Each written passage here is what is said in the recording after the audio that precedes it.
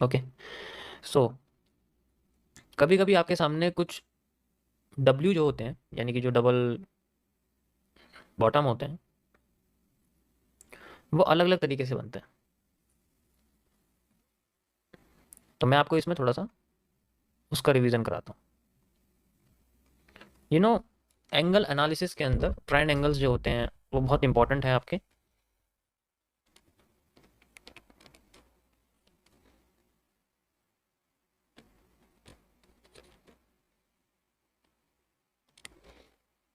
Triad angles हमारे पास basically, मैं भी आपको डबल बॉटम के ज़रिए समझाता हूँ।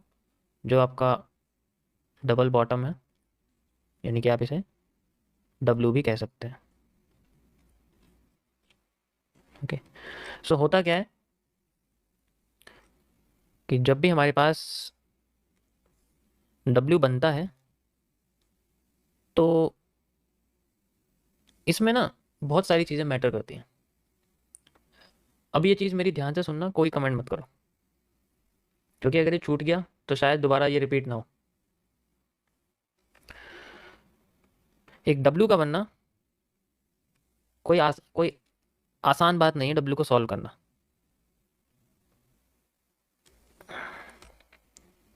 जब डब्ल्यू अपने नेक पर होता है तो उसमें बहुत सारी चीज़ें होती हैं, बहुत सारी चीज़ें होती हैं। यहाँ डिसाइड करती हैं हर बंदे की थिंकिंग।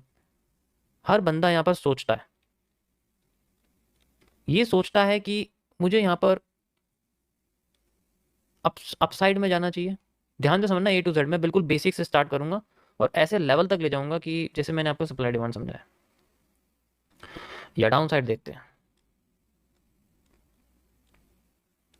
अप साइड में जाने के लिए वो इसका ब्रेक होने के बाद दोबारा से नीचे आके रीटेस्ट का इंतजार करते हैं, ताकि वो दोबारा से ऊपर जा सके। एम आई राइट? बिल्कुल। तो अप साइड वाले ज़्यादातर अपना रीटेस्टिंग का वेट करते हैं। डाउन साइड वाले डायरेक्ट रिजेक्शन का वेट करते हैं कि यहाँ मार्केट अगर आए और आपके सामने ये सेंट्रल एरिया था, जैसे कि मैंने रेड लाइन बनाई हुई है, तो यहाँ पर रीटेस्ट ना करके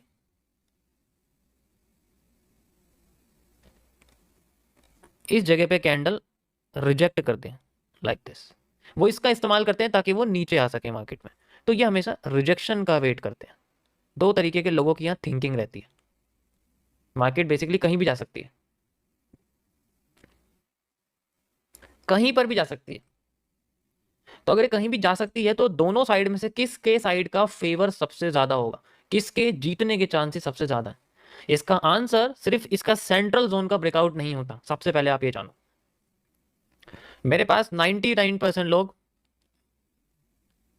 अभी फिलहाल के लिए वो यही सोच रहे हैं कि सारा खेल तो इसका रिजेक्शन सेंट्रल एरिया का ही है और रिटेस्टिंग का ही है। यही याद है ना अभी तक? जिनको मैंने अभी पुराना नहीं बताया, मैं उनकी बात कर रहा हूँ कि या तो ये दो तरीके से हम इसको यूज कर सकते हैं, बाकी और कोई तरीका तो है नहीं।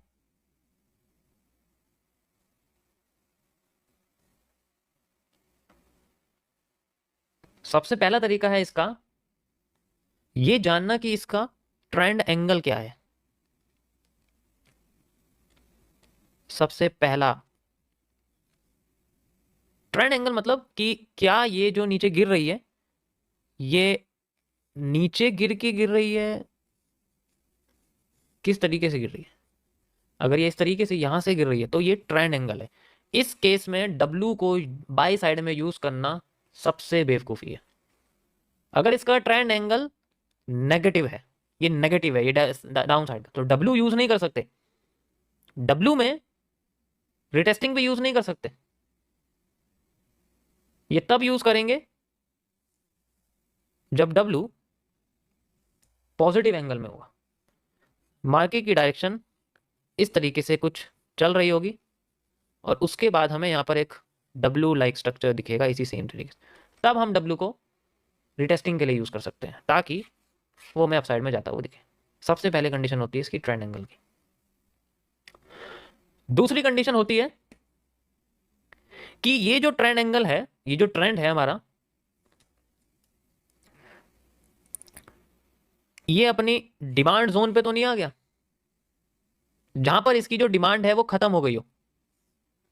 अगर इसकी डिमांड फिनिश हो गई है तो ये किसी काम का नहीं है हमारे लिए बुल साइड जाना। तो ये भी देखना बहुत इंपॉर्टेंट है कि ये किसी क्वार्टर एरिया पे तो नहीं है, ये रेजिस्टेंस के क्वार्टर एरिया पे तो नहीं है, तब भी फेल कर जाएगा। इसी तरीके से अगर मार्केट में नीचे आ रहा है तो अगर यहाँ पर मार्केट में अगर कोई सप्लाई एरिया तो नहीं है जो खत्म हो रहा और हम यहाँ पर नीचे जाने के लिए बैठे हो, जबकि डब्ल्यू ऊपर जाने का काम कर सकता है यहाँ से, लेकिन हमने देखा कि मार्केट का एंगल नेगेटिव रेजिस्टेंस के क्वार्टर एरिया पे तो नहीं है, तब भी फेल कर जाएगा।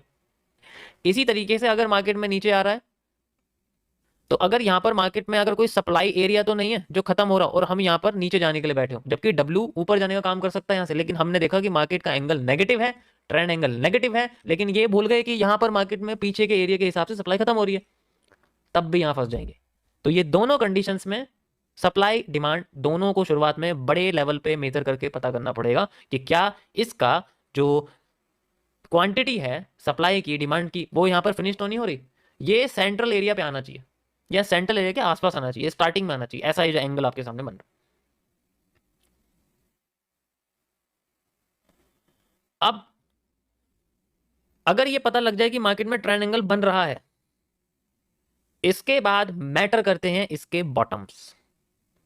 बॉटम्स मैटर करते हैं कि ये किस तरीके से अलाइन है, क्या ये डब्ल्यू पहला बॉटम नीचे है फिर उसका और भी नीचे है, क्या ये डब्ल्यू इस तरीके से बना हुआ है कि पहला वाला ज्यादा नीचे है दूसरा वाला ज्यादा ऊपर है, तो इसमें से कौन सा डब्ल्यू हमारे लिए काम करे। समझ में आया? अब इन दोनों में से कौन से डब्ल्यू में ज्यादा प्रेशर है, दैट इज,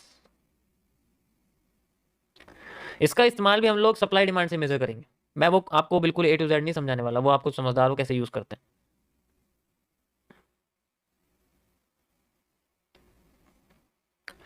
सो अगर यहाँ पर हमारे सामने ऐसा डब्ल्यू आ जाए और मार्केट सेंट्रल एरिया में है, अभी वो सपोर्ट पर भी नहीं है, अभी वो रेजिस्टेंस पे भी नहीं है, तो किस तरीके से इस्तेमाल करेंगे। अगर ट्रेंड एंगल नेगेटिव है और वो सपोर्ट पर नहीं आ रही है लेकिन बीच में, इट मीन्स कि हमारे पास अगर इन दोनों में से कोई सा भी डब्ल्यू आ गया तो ये देखना है कि ये डब्ल्यू मार्केट में पहले बने हुए डब्ल्यू से रिपीट तो नहीं कर रहा। थर्ड कंडीशन इसकी रहेगी। अगर ये वही आ गया तो ये फिर से नीचे गिरा देगा, चाहे इसने अपना सेंट्रल एरिया क्रॉस क्यों ना कर दिया, चाहे इसने रिटेस्टिंग क्यों ना दे दियो, ये रिटेस्टिंग के नाम पे हाफ सप्लाई देके नीचे गिर जाएगा। जैसे कि एक इन्वर्टेड हेड एंड शोल्डर होता है, वो रिटेस्टिंग देके नीचे गिर जाता है, सेम वहां फिर से आपको यहाँ एम दिखेगा कि एम तो नीचे गिरा है ना मार्केट को, इसी तरीके से आपका एम होगा। समझ आया? बहुत कॉम्प्लिकेशन है। अगर किसी भी डब्ल्यू बैठ गए उसको काम करते हुए देखना है तो इतनी सारी कंडीशन उसकी पता होनी चाहिए, सिर्फ एसएमसी का एफवीजी या ऑर्डर ब्लॉक यूज करने वाला टाइम गया। Got it? ये है आपका डब्ल्यू का सारा कॉन्सेप्ट।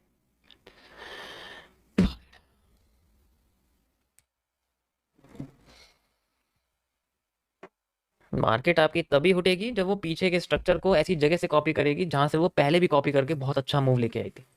जहां से उसने मूव दिया ही नहीं, वो स्ट्रक्चर कॉपी करके अगर डब्ल्यू बन गया तो फिर तो वो दोबारा से टूटेगा। मैं आपको चार्ट पे लेके चलता हूं और यहाँ पर लाइन चार्ट में इसको समझाता हूँ, बहुत अच्छी तरीके से समझ में आ जाएगा आपको। You can easily C like this, ये आपके सामने एक ट्रेंड है जो इस तरीके से नीचे आ रहा है ऐसे करके, बहुत बढ़िया। डब्ल्यू यहां पर किस तरीके से बन रहे हैं आप खुद देख सकते हैं। मैं यहाँ पे चलो सप्लाई डिमांड मेजर कर लेता हूँ, मेरे को यहाँ पर एक एरिया दिखता है लाइक दिस। मान लो मैंने ऊपर से नीचे तक की सप्लाई ली, यहाँ से यहाँ की, ये मैंने उठा के यहाँ लगा दी, मेरे लिए रिवर्सल एरिया यहाँ आ गया। ओके, अब मार्केट में जो डब्ल्यू यहाँ बन रहे हैं उनकी क्या कंडीशन है कि उनका पहला वाला बॉटम छोटा है दूसरा वाला बॉटम बड़ा है, पहला छोटा है दूसरा बड़ा, पहला छोटा है दूसरा, फेल हो रहा है, पहला बड़ा दूसरा छोटा, change at the point of reversal we find the retesting and the move is out. ये यहां से लेके यहां तक का मूव हमारा स्ट्रक्चर के हिसाब से है, दैट्स व्हाई। समझ आया? एंड देन फिर अगेन बड़ा वाला, इसका बॉटम पहला बड़ा दूसरा छोटा, सेम ऐसा ही, एंड देन फिर मार्केट का एरिया। तो इस तरीके से यूज कर सकते हो, समझने का बस तरीका पता होना चाहिए, बाकी आपका सेम हिस्सा। Got it? You can see like this guys, we have the demand from this area. Again after effects के बाद, फिर आफ्टर इफेक्ट्स के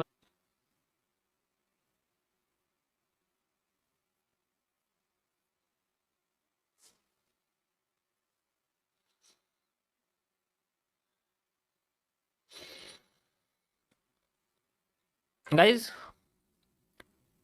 W का पहला बॉटम छोटा था, W का पहला बॉटम बड़ा हो गया, मार्केट पहुंच गई टॉप पर, चेंज ऑफ करेक्टर। M ने अपना M अपने आप को हावी कर गया and then we got the reversal.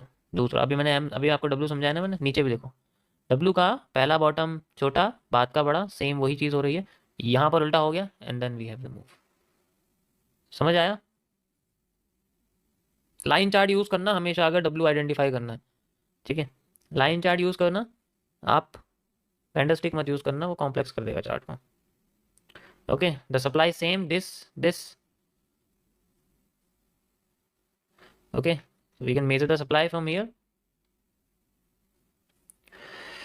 Okay so अब मार्केट में बचा हुआ है फिर से, यहाँ देखो same rejection rejection rejection but with a hanging man. तो hanging man it's most important, hanging man most important. और अभी यहाँ फिलहाल के लिए हैंगिंग मैन आफ्टर इफेक्ट है, आप देख सकते हो, ठीक है, बट ये इतना फिलहाल के लिए इंपॉर्टेंट नहीं लग रहा।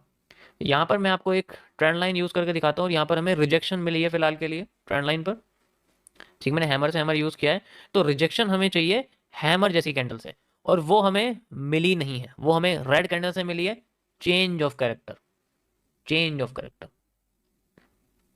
This is also a change of character, it means market would not sustain I mean sustain.